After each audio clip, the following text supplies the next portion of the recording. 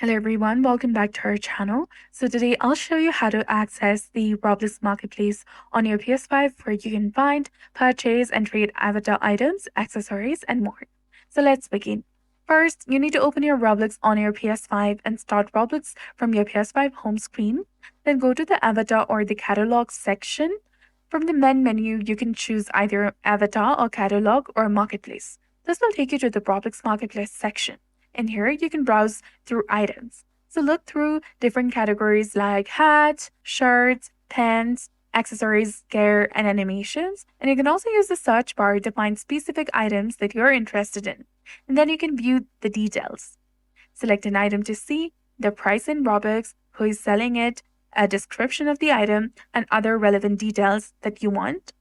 From here, you can choose to buy the item, add it to your favorites, or try it out in the game. So that's it for this video. I hope you found this helpful. If you did, please like, share, and subscribe. Thanks for watching. We'll see you again in the next one.